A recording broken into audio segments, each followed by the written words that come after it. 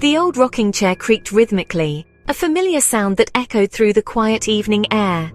Back and forth, it moved like a metronome keeping time with the past. Elise hummed an old lullaby, her granddaughter Lily nestled asleep in her arms. Lily was her everything, the light in her life after so much darkness.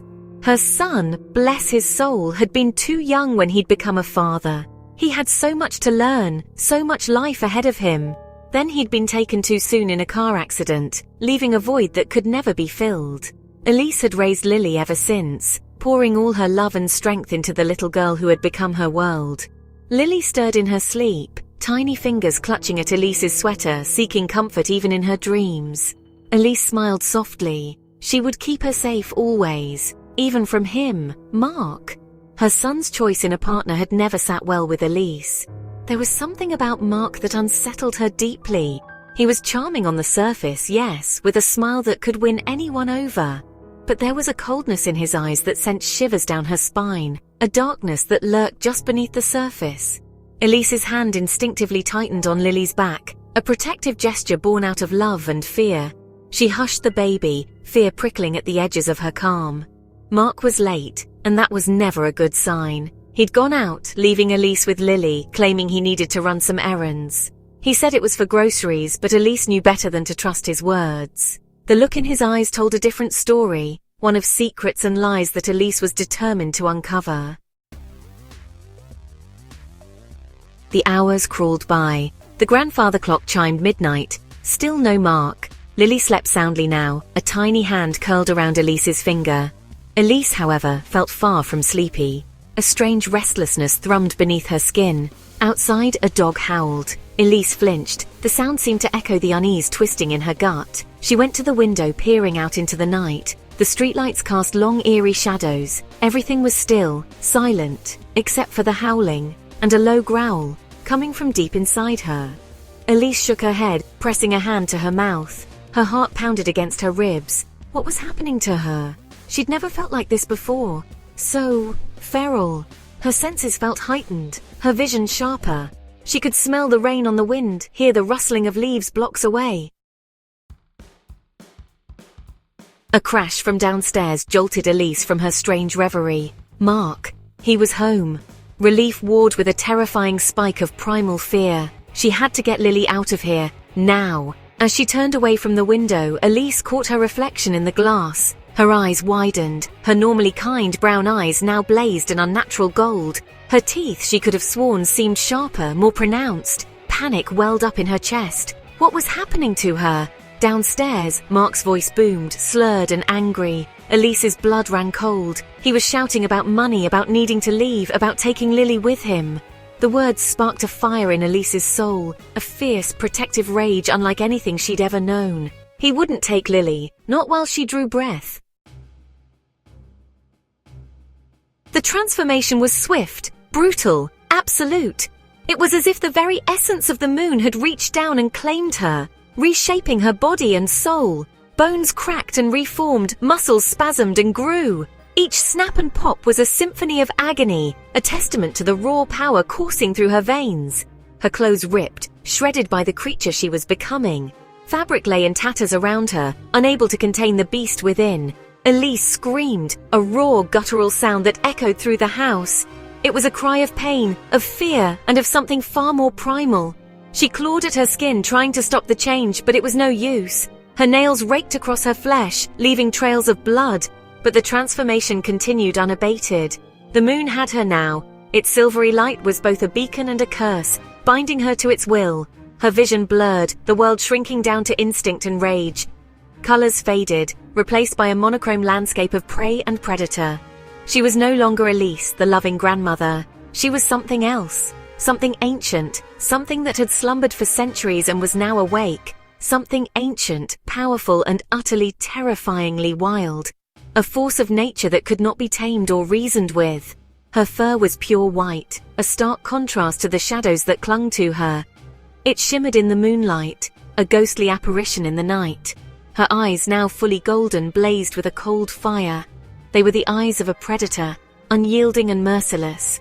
The scent of her granddaughter, afraid and vulnerable downstairs, filled her nostrils. It was a scent that called to her, a reminder of what she was fighting for, and the stench of him, reeking of alcohol and malice, coiled around her like a viper. He would pay dearly. The beast within her roared, ready to exact its vengeance. Mark stood in the living room swaying slightly, his eyes unfocused. He was yelling into the phone, his voice venomous and filled with rage. The sight of him so close to Lily sent a wave of pure fury crashing over Elise. Or rather, the creature that had once been Elise.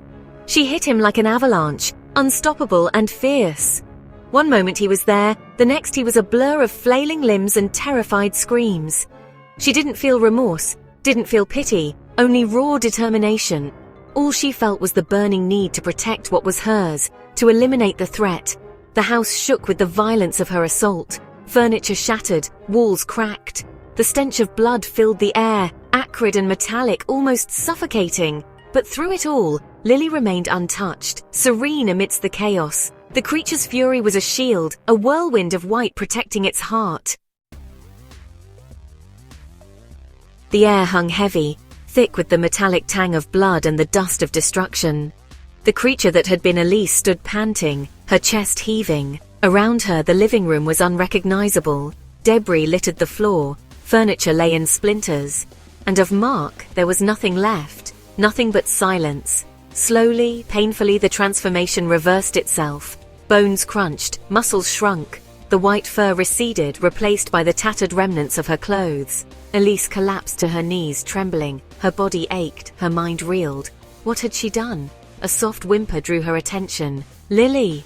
Elise crawled towards the crib, her heart in her throat. The baby was unharmed, her eyes wide with wonder rather than fear. Elise pulled her close, burying her face in her granddaughter's soft hair. It was over. She was safe. Morning light filtered through the shattered windows, painting the wreckage of the living room in shades of pale gold. The once vibrant room now lay in ruins, a silent witness to the chaos that had unfolded. Dust particles danced in the beams of sunlight, creating an almost ethereal atmosphere amidst the destruction. Elise sat beside Lily's crib, watching her granddaughter sleep. The innocence of the baby was a stark contrast to the turmoil that had engulfed their lives. She gently stroked Lily's tiny hand, her heart aching with a mix of love and fear. The events of the night before seemed like a fever dream, a horrific fairy tale. Shadows of the past lingered in every corner, whispering tales of dread and despair. Yet the evidence was all around her. Broken furniture, scattered belongings, and the unmistakable signs of a struggle painted a grim picture. The police had come, of course. Their presence brought a semblance of order, but also a wave of questions and doubts. They'd found no trace of Mark, no sign of an intruder. It was as if he had vanished into thin air, leaving behind only confusion and fear. Elise told them he'd run off, taken with some sudden madness.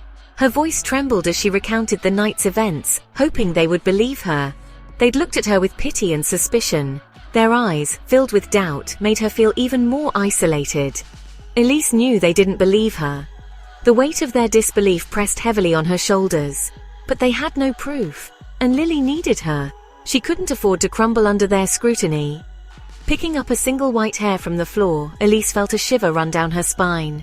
The moon was waning, but its influence lingered.